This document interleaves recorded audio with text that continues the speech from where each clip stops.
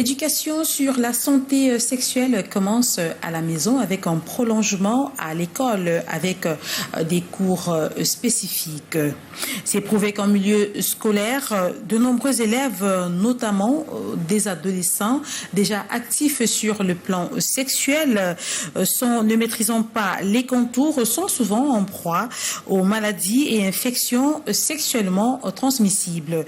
Et les jeunes filles aux grossesses précoces et beaucoup plus aux avortements qui peuvent avoir un impact sur leur rendement scolaire. En cette rentrée, nous avons décidé de mettre un accent sur la santé sexuelle chez l'adolescent en période scolaire dans ce nouveau numéro de Check-up. Mesdames, Messieurs, bonsoir et merci d'être des nôtres. Je vous l'ai dit, notre thème ce soir porte sur la santé sexuelle de l'adolescent en période scolaire. Installez-vous confortablement. Je vous retrouve juste dans un instant pour la suite.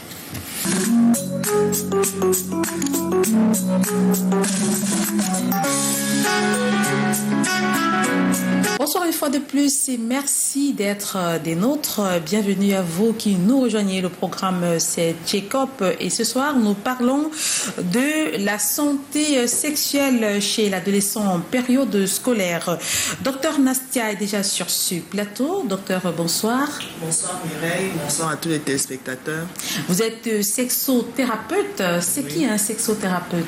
Un sexothérapeute, c'est un psychothérapeute qui est spécialisé en santé sexuelle. Donc, c'est le thérapeute mental des troubles liés à la sexualité. On peut dire ça comme ça. À ne pas confondre avec le sexologue. Un sexologue qui, lui, est clinicien. Et nous avons également sur ce plateau Sandra Koudja. Bonsoir. Bonsoir Mireille. Bonsoir à tous ceux qui nous regardent. Alors, Sandra est éducatrice spécialisée en santé sexuelle et de reproduction. Oui. Et vous êtes également la promotrice de l'association Santé sexuelle et développement. Santé, sexualité et développement, en abrégé 2SD. C'est quoi même une santé sexuelle? Alors, ce qu'il faut dire ce soir, c'est que la sexualité, d'abord, il ne faut pas confondre sexualité à sexe. D'accord? C'est deux expressions tout différentes et les contenus aussi sont tout différents. Le sexe fait référence à l'organe, alors que la sexualité, c'est tout un ensemble, c'est l'ensemble de tout ce qui fait mon identité, ma façon de me comporter en tant qu'homme ou femme, ma façon d'exprimer mon amour, ma façon, ma façon de faire en tant qu'être humain, en tant que femme ou homme. Donc, parce que très souvent, il y a cette confusion lorsqu'on parle de sexualité. Beaucoup ont tendance à croire qu'il s'agit juste du sexe. Avant d'arriver au sexe, il y a souvent beaucoup d'autres choses qui se passent. Il y a les yeux qui vont intervenir, le cerveau, le cœur, et même les autres organes. Donc, lorsqu'on parle de santé sexuelle, c'est l'ensemble de tout ce qu'il faut mettre en place pour aider les jeunes. Lorsqu'on parle de santé sexuelle et de la reproduction chez l'adolescent, c'est l'ensemble de tout ce qu'il faut mettre en place pour aider l'adolescent à éviter, on va dire, les petits pièges de la vie et atteindre l'âge adulte en étant en bonne santé. Alors, nous sommes en pleine rentrée scolaire et il y a de nombreux élèves qui ont déjà repris le chemin de l'école et on sait que le milieu scolaire est un milieu où il y a beaucoup d'influences. Ce sont de nouvelles personnes que vous rencontrez. Chacun vient avec ses habitudes, ses caractères et beaucoup d'enfants sont souvent influencés posent des actes qu'ils regrettent plus tard. Il faut tout d'abord dire que les jeunes aujourd'hui, comme vous le disiez, sont très, très, très influencés par les autres, mais aussi par les réseaux sociaux, ce qu'ils voient à la télé, ce qu'ils voient sur les réseaux sociaux, ce qu'ils voient même parfois à la maison. Parce qu'il y a des jeunes qui ont tendance à imiter. À la maison, ils sont dans une pièce avec les parents font tout devant eux et après à l'extérieur ils ont tendance à reproduire cela sur les autres, voyez, et l'autre qui n'est pas averti va se laisser emporter. Très souvent aussi les jeunes vont se lancer très tôt dans la sexualité, je crois que c'est ça que vous vouliez dire, vont se lancer tôt ou alors vont se laisser influencer dans ce monde-là parce qu'à la maison on ne leur donne pas assez d'amour. assez d'affection. Et donc, dès qu'ils vont trouver quelqu'un à l'école qui va leur dire, voilà, Cécile, je t'aime, tu es belle, tu es mignon, mais il va se dire, on ne m'a jamais dit ça à la maison, pourquoi ne pas y aller? Il y a également le phénomène de MST, j'entends ici par maladie, pas maladie, pardon, de moyenne sexuellement transmissible, où les élèves sont très souvent harcelés par les enseignants et qui vont leur proposer d'avoir des notes parce qu'ils ont eu un rapport avec eux, parce qu'elles vont sortir avec eux, et voilà. Donc il y a tout cela qu'il ne faut pas négliger. Ce sont là des éléments qui entravent la bonne santé sexuelle de l'adolescent. Oui. Alors, docteur Nastia, vous en tant que sexothérapeute, dis-nous que se passe-t-il dans la tête d'un adolescent qui, à peine 12 ans, veut déjà avoir un rapport sexuel? On est déjà dans le contexte socio-économique, d'où le milieu social d'où l'enfant provient, dans quel type de famille est-ce qu'il grandit, dans quel type de quartier, parce que tout ça aussi influence le psychisme de l'enfant. Si l'enfant vit dans un quartier où, par exemple, il dorment dans une chambre, chacun dort dans une chambre, et on entend la mère gémir, par exemple, dans la nuit, ça peut pousser l'enfant à vouloir explorer sa sexualité très vite. Parce qu'il faut savoir que c'est pas parce que c'est un enfant qui n'a pas d'hormones sexuelles. Il y a des signaux que lorsque l'enfant écoute ce qu'on émet, lui aussi, ses organes sexuels se mettent en ébullition. Donc, il faut savoir que c'est pas que les enfants n'ont pas d'hormones sexuelles, mais c'est juste que il faut éviter aux enfants tout stimuli extérieur qui va inciter chez eux la découverte de leur sexualité. Donc, c'est un peu ça. Donc, on peut avoir un enfant qui grandit dans un environnement sain, permettez-moi l'expression, pourra avoir une sexualité plus tardive. C'est prouvé. Les enfants qui grandissent généralement dans des maisons où il y a beaucoup de distance, il y a beaucoup de distanciation et tout, parfois même on est en train à leur expliquer plus tard quand ils grandissent, ils ont peur du sexe. Parce que justement, il y a une très grande distance, il n'y a pas beaucoup de communication. C'est vrai aussi que même dans ces cas-là, si le foyer est froid, il y a on peut avoir des enfants qui, à un moment donné, recherchent de l'affection à l'extérieur. En milieu scolaire. En milieu scolaire, on a des enfants qui n'ont pas des bases solides, justement parce qu'on a des parents qui évitent de parler du sujet de la sexualité avec leurs enfants. Alors que c'est important, parce que si on finit de dire à un enfant, tu ne voleras pas, tu ne mentiras pas, on va se rendre compte que si on insiste dessus, on aura ces enfants-là qui, à chaque occasion que se présentera le besoin de mentir, ils vont se rappeler que maman et papa m'ont dit que je ne dois pas mentir et tout ça. Mais comment est-ce qu'un enfant va se retrouver devant un autre qui parle de sexualité? Il n'a pas de base. Il ne sait pas si c'est bien, il ne sait pas si c'est mauvais. Donc, quand le camarade lui propose, OK, allons aux toilettes, on enlève nos slips et tout ça, pour lui, est-ce qu'on m'a déjà parlé de ça en fait? Non. Donc, il n'y a pas, surtout si le camarade en face lui explique que non, il n'y a pas grand mal. Parce que le problème, c'est que, est-ce que l'enfant sait ce que c'est que la sexualité? C'est la première question. Donc, il ne sait pas parce qu'on ne lui a donné aucune éducation. À la base, à la maison. Donc, les enfants qui sont souvent influencés, qui subissent des influences en milieu scolaire, c'est parce que ces enfants n'ont pas eu au préalable une bonne information à la maison. Oui, ils n'ont pas de bonnes informations. Et s'il y a trop de brimades en ce qui concerne la sexualité, on fait de ça tellement un gros tabou que l'enfant a l'impression que c'est-à-dire que si je prends un exemple, tu as ta petite fille, moi j'ai un enfant de 11 ans, tu as ta petite fille qui est en route en train de marcher, on l'interpelle. Dès que l'enfant vient te dire, toi tu veux seulement taper l'enfant, la prochaine fois qu'on t'interpelle, non. Fais asseoir l'enfant doucement, tu lui expliques que voici, on t'interpelle comme ça parce que tu as déjà des seins, peut-être tu as déjà des formes, tu es déjà en train de te développer comme une femme, comme ta maman. Ça fait que les petits garçons de temps en temps qui ont déjà leurs petites pulsions et tout ça vont t'interpeller. Ce n'est pas mauvais, mais ce n'est pas encore de ton âge. Quand tu auras tel âge ou tel âge, quand tu auras tel niveau, tu pourras t'offrir ça parce qu'il faudra bien que tu te maries. Il faut donner l'image d'une sexualité constructive aux enfants au lieu de donner forcément l'image du tabou. Il y a des parents, parfois, quand l'enfant vient lui poser la question, il va tourner, il ne va pas répondre. Du coup, l'enfant va aller chercher l'information dans la rue ou auprès de ses camarades qui ne sont pas sur les réseaux sociaux. Oui, ou sur les réseaux sociaux où il n'aura pas ce qu'il faut.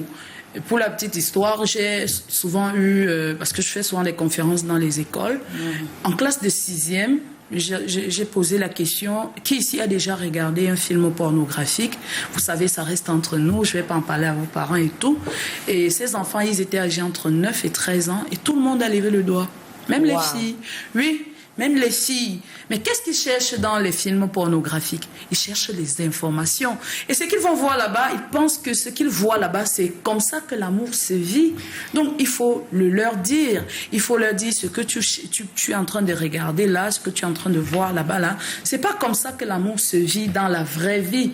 Voilà, ton corps, il est précieux. Il faut attendre un certain âge parce que tu dois être prête dans le cœur, dans le corps et dans le cerveau avant de te lancer dans la vie sexuelle, étant donné qu'il y a beaucoup de conséquences. Et il faut lui citer ces conséquences-là, le mettre face aux réalités, aussi bien à la fille qu'au garçon. Docteur Nastia, vous recevez en cabinet de nombreux patients qui viennent vous voir, et parmi lesquels des adolescents. Quel est l'âge le plus souvent? On se dit que les enfants vont vous dire, j'ai eu mon premier rapport sexuel. Quelle est la moyenne d'âge chez ces enfants-là? De 13 à 16 ans. Moi, j'ai des cas de parents 13 à 16 ans. Tu as une fille, par exemple, surtout les enfants font les partous, la voisine a appelé, on a appelé les parents avec des enfants de 17 ans, les petits garçons de 17 ans, avec des petites filles 13 à 16 ans et tout ça, là, elles viennent là. Et puis parfois, on demande de faire le test de virginité. Tu dis à maman que bon, c'est mieux qu'elle-même se prononce d'abord parce que ce n'est pas aussi souvent bien. Ça peut créer un traumatisme si justement sur le plan sexuel, elle n'est pas encore active. Parce que parfois, ils sont encore au niveau des attouchements, ils s'essaient encore avec les doigts et autres. Donc, on est vraiment dans 13-16 ans. 13-16 ans. Parfois, il y en a de 16 ans qui sont déjà bien avancées. Elles sont déjà expertes. Elles ont déjà eu plusieurs partenaires à 16 ans. À 16 ans? Oui. Est-ce qu'il y a des enfants plus jeunes? 10 ans, 9 ans qui ont eu... Bon, moi, je pense que peut-être aussi parce que moi, j'exerce à Douala. Ici, j'ai pas encore eu un enfant de moins de 13 ans. Peut-être en zone rurale, oui. Généralement, quand c'est moins, c'est que c'est un viol. Voilà. C'est un cas de viol. Alors, Sandra Koudja, tout à l'heure, docteur Nastia a quand même parlé d'un aspect important, l'information au préalable à la maison. Et dans mon propos liminaire, je disais que en ce qui concerne la santé sexuelle, ça commence à la maison, l'éducation à la santé sexuelle commence à la maison et avec un prolongement à l'école et en milieu scolaire. Mais comment le parent devrait s'y prendre pour pouvoir amener l'enfant à comprendre les préalables en ce qui concerne la santé sexuelle? Parce qu'on a les couples où l'homme dit non, c'est pas mon problème. C'est toi la mère qui va parler, moi ça me concerne pas. Et la mère aussi dit oui, mais je vais commencer comment? Je sais pas comment m'y prendre. Alors, Mireille, il faut dire que l'éducation commence dès le bas âge. Il ne faut pas attendre quand l'enfant a un certain âge pour commencer à lui parler. Nastia l'a dit. Ce que je propose même aux parents parfois, c'est de commencer dès l'âge de 3 ans, 4 ans, quand l'enfant peut déjà comprendre, à lui dire, écoute, tu as ton sexe là, ton kiki là, personne ne doit toucher. Si quelqu'un t'interpelle, te demande de te déshabiller, c'est non. Tu ne dois pas te déshabiller en public. Ton corps, il est précieux, il est sacré et personne n'a le droit d'y toucher. Il faut le leur dire au quotidien. Et à partir d'un certain âge, à partir de 7-8 ans, à la jeune fille, il faut par exemple lui dire que à un moment donné, elle aura ses règles. Aux jeunes garçons aussi, il faut lui apprendre des bases et lui faire savoir ce qu'on appelle le respect de soi, le respect de l'autre. Il doit comprendre que comme son corps lui est précieux, le corps de l'autre aussi est précieux. Et donc, il n'a pas le droit de toucher au corps de l'autre parce que très souvent, dans nos sociétés, on va apprendre à la jeune fille à ne pas se faire violer, mais jamais on ne va apprendre au garçon à ne pas violer. Et il pense qu'il est le chef, il est le roi, il a tous les droits. Donc, c'est depuis le bas âge. Nous avons des programmes qui s'adressent aux enfants de 5 jusqu'à 9 ans où on leur apprend les émotions, qu'ils ont le droit de ressentir les émotions, ils ont le droit d'exprimer ce qu'ils ressentent. Et à partir de ça, on peut éviter beaucoup de choses. Parce que le petit garçon à qui on apprend à respecter l'autre, demain, on pourra, grâce à ça, éviter beaucoup de violences sexuelles. sexuelles et des violences conjugales comme on en a aujourd'hui. Et on le disait tout à l'heure, il y a beaucoup de choses qui vont venir dérouter nos enfants. J'ai cité les réseaux sociaux et tout. Nastia a parlé des enfants qui à la maison n'ont aucune base. Il y a des choses, on peut ne pas te les apprendre à la maison, mais tu l'apprends à l'école.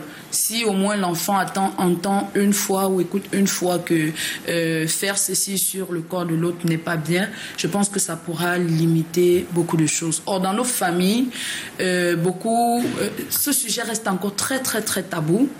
Et si à la maison, on pense que les parents ne peuvent pas le faire, je crois qu'à l'école, il faut le faire. L'enseignant, en tant qu'éducateur, ne devrait pas permettre certaines choses aux élèves parce que parfois, quand on interpelle les enseignants qui harcèlent leurs élèves, ils vont dire « c'est elle qui m'a provoqué, c'est lui qui m'a provoqué ». Mais ce qu'il faut dire, c'est que c'est lui l'éducateur. Et en tant qu'éducateur, il ne devrait pas permettre certaines choses. Malheureusement, on le fait rien uniquement en SVT. Même là, les choses sont un peu survolées. Parce qu'il y a même des enseignants qui ne le font pas, qui bafouent ces cours-là. Parce qu'ils n'ont pas...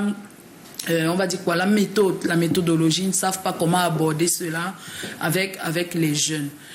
Donc, ce que je vais dire, l'enseignant, il devrait savoir créer cette distance entre son élève et lui. Et lorsqu'il y a un cas de harcèlement ou bien une relation entre élève et enseignant, l'administration devrait prendre les choses en main parce que ça... L'enfant qui est en face, lui, n'est qu'un mineur.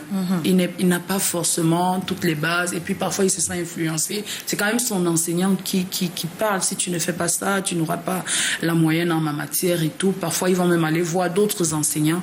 Donc, je crois que l'enseignant devrait créer cette petite distance et créer également un climat de confiance avec ses élèves, de sorte que les élèves puissent parfois venir se confier à eux.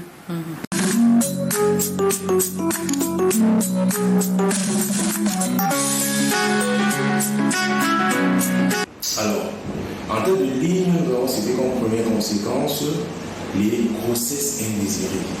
Lorsqu'on décide d'avoir les rapports sexuels précocement, on est exposé aux grossesses indésirées. Et lorsqu'on a une grossesse indésirée, le premier réflexe, c'est de décider d'interrompre la grossesse. Et très souvent, parce qu'on ne veut pas faire savoir aux parents ou bien aux proches qu'on est enceinte, on le fait dans des conditions tout à fait inadéquates, ne respectant aucune règle d'asepsie. Et parfois, on est exposé aux conséquences comme les perforations de l'utérus, pendant les manœuvres que l'on fait à travers la cavité utérine. On peut être exposé aux saignements anormaux qui parfois entraînent la mort de la patiente. On peut être appelé à avoir des infections qui sont secondaires à cette interruption clandestine de grossesse, qui vont être premièrement une endométrie, secondairement une péritonite, voire une péritonite et même la mort. On peut également avoir un trouble psychologique parce que c'est sans doute qu'une personne qui a eu une grossesse indésirée et qui est un trouble, qui a un avortement qui se passe dans les meilleures conditions, se retrouve en train de se voir dire que voilà, vous n'êtes plus en même de pouvoir faire un enfant, donc ça pose un trouble psychologique en passant par une infertilité. Parce que lorsqu'on a fait une manœuvre utérine au cours de laquelle on a traumatisé la muqueuse utérine, donc on l'a arrachée, alors la cavité utérine va s'accouler, ça va causer ce qu'on appelle des synéchies utérines, qui sont à l'origine de l'absence des règles au premier moment et à l'incapacité, n'est-ce pas, de cette femme de pouvoir tomber enceinte ultérieurement. Alors en deuxième ligne, nous avons les infections, notamment les maladies sexuellement transmissibles. Nous avons en tête le fil le VIH/SIDA, qui est une maladie qui est bien connue de tous, mais que les adolescents, jusqu'à présent, s'amusent toujours à ne pas prendre les précautions nécessaires pour pouvoir éviter cette maladie. Nous avons également l'hépatite B et C, et il faut noter qu'en ce jour, il y a la possibilité de faire, n'est-ce pas, le vaccin de l'hépatite B. Il faut également citer syphilis, qui est aussi une maladie vénérienne très ancienne, le mycoplasme, le chlamydia, qui sont également des maladies sexuellement transmissibles. Il ne faut pas oublier que les maladies telles que l'herpès, qui est une maladie virale aussi, se transmettent par sexuel. Alors, pour terminer, j'aimerais attirer l'attention de façon très importante des jeunes sur le fait que le cancer du col qui est une maladie qui est découverte très souvent tardivement, peut être contractée à travers le human papillomavirus qui se donne par voie sexuelle précocement. Autrement dit, les rapports sexuels précoces sont un facteur de risque du cancer du col. Puisque pendant les rapports sexuels, on contracte ce virus qui est le human papillomavirus, qui dans quelques années, c'est-à-dire 15 ou 20 ans, peut se transformer et donner des lésions cancéreuses qui est à l'origine du cancer du col. Donc c'est un peu ces quelques conséquences qui étaient importantes pour nous de transmettre à la grande population et aux adolescents en particulier pour ne pas plonger, n'est-ce pas, dans cette débauche qui va être fatale pour eux dans l'avenir. Nous vous remercions. De retour sur ce plateau, on constate quand même que c'est très dangereux d'avoir une sexualité précoce parce que les conséquences aussi sont énormes vu que le corps n'est pas encore à maturité, n'a pas atteint une maturité suffisante et que vous portez déjà un être en vous, l'utérus peut avoir un impact, le vagin également, d'après les explications de notre gynécologue. Alors vous, qu'est-ce que vous pouvez dire à ces élèves-là, à ces enfants qui ont repris le chemin de l'école et qui sont souvent influencés par leur camarade docteur Nastia? Ce que moi je peux dire déjà, avant d'arriver aux enfants, c'est aux parents d'abord, oui. Aux parents et aux éducateurs, c'est que la société est en train d'évoluer, on est à l'ère du numérique, on est à l'ère du digital. Ça veut dire qu'à un moment donné, si on fuit certaines conversations avec nos enfants, si on n'a pas le courage d'en parler justement parce qu'on ne nous a pas, nous-mêmes, on n'a pas les clés, on peut acheter des livres, on peut voir des éducateurs, c'est à ça qu'ils servent, c'est-à-dire que j'ai mon enfant de tel âge, je viens juste faire une séance pour qu'on échange avec lui. L'éducateur va vous donner les moyens et les clés pour pouvoir éduquer votre enfant à la sexualité selon l'âge de votre enfant. Vous pouvez acheter des livres. Maintenant, aux enseignants, vraiment, moi, je pense que le véritable problème aussi, c'est qu'on n'a pas d'armes pour affronter certaines situations. Mais les promoteurs d'école peuvent justement aller vers ces gens-là pour les aider à promouvoir une bonne santé sexuelle et une bonne éducation sexuelle auprès de leurs élèves. Maintenant, aux enfants, si vous avez l'impression que vos parents sont difficiles en matière de communication lorsqu'il s'agit de sujets un peu tabous, on peut se trouver un grand frère, une grande sœur, un exemple dans la société vers qui on peut aller vraiment se confier et discuter. Moi, par exemple, c'est le cas chez moi. De cette émission, Sandra Koudja, docteur Nastia, avant de nous séparer, un mot à l'endroit des parents et des élèves qui nous regardent en ce moment sur la santé sexuelle. Ce serait bien encore de redéfinir ce qu'on entend par santé sexuelle pour que nos téléspectateurs puissent mieux appréhender. Alors, la santé sexuelle, disais-je, c'est cet ensemble d'éléments qu'on va mettre en place pour aider le jeune, pour aider l'adolescent à atteindre l'âge adulte en étant en bonne santé. C'est le tenir par la main et lui montrer le chemin, lui dire écoute, si tu fais ci, tu vas tomber dans telle chose. Si tu vas avec les garçons à tel âge, dès lors que tu as déjà tes premières règles, toi la fille, et tes premières éjaculations, toi le garçon, alors sache que vous pouvez être parents, mais vous n'avez pas encore les moyens pour pouvoir assumer cette responsabilité. Et si tu y vas également, il y a les maladies. Tu peux être malade trop tôt et personne n'aimerait commencer sa vie comme ça. Personne ne viendra t'épouser si tu es malade. Voilà, donc c'est tous ces éléments-là qu'on met en place pour aider le jeune à atteindre l'âge adulte en ayant une sexualité saine, responsable et épanouie. Alors, qu'est-ce qui vous a poussé, vous, à mettre sur pied cette association? Je suis enseignante de biologie et je me suis rendu compte justement que beaucoup d'enfants se lancent trop tôt et qu'il n'y a personne. Très souvent, on va venir, on va juger le pauvre enfant, on va punir. Quand l'enfant atteint l'âge de la puberté, ah tiens, tu as déjà tes règles, hein. voilà les serviettes, mais si tu tombes enceinte, je te tue. À aucun moment, on va dire à l'enfant, écoute, voilà ce qu'il faut faire pour éviter ci, pour éviter ça. Jamais on ne va lui dire, apprends à respecter ton corps, et pour respecter ton corps, il faut le couvrir, il faut le protéger, il faut permettre à personne de te toucher n'importe comment. Mais on est prompt à punir l'enfant. Et très souvent, les jeunes étaient donc abandonnés à eux-mêmes. À la maison, on ne les écoute pas, on les a mis au monde et personne n'ose rien leur dire. Ils doivent apprendre par eux-mêmes. Mais où? Dans la rue. Et après, quand elle vient avec une grossesse, on la chasse de la maison. Quand elle vient avec une maladie, on bavarde et puis on crie partout. Et je me suis dit, c'était bien d'avoir un endroit où les jeunes qui ne peuvent pas parler, parce que pour moi, l'idéal, c'est d'en parler avec son parent. Les jeunes qui ne se sentent pas à l'aise avec leurs parents, comme disait Dr Nastia tout à l'heure, peuvent venir chez nous. Nous les recevons en écoute de manière confidentielle et anonyme, et c'est gratuit. Et nous leur donnons des conseils qu'il faut, les informations justes, parce que tout à l'heure je disais, il y a des parents, lorsque l'enfant vient lui demander, mais pourquoi mon pénis est comme ça ou comme ci, et la mère va contourner, le père va dire non, c'est le rôle de maman et tout. J'ai reçu des jeunes garçons de 13 ans qui sont souvent venus me dire, mais pourquoi mon zizi il est petit?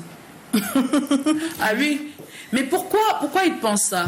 Si vous lui posez la question, pourquoi tu penses que c'est petit? Oh non, parce que j'ai vu ce que j'ai vu. En fait, très souvent, il regarde les films pornographiques et il se compare à ce qu'il a vu. Mais pourquoi il est allé regarder là-bas? Parce que personne n'ose lui dire ce qu'il faut savoir. Et il est en quête d'informations puisqu'il est en train de grandir. Il veut comprendre son corps. Il y a les pulsions qui vont arriver. Il veut comprendre pourquoi tout ce changement subit. Mais il fallait bien... Enfin, j'ai pensé à créer cet endroit où les jeunes peuvent venir se recueillir, se confier, avoir des informations justes, des conseils et des orientations.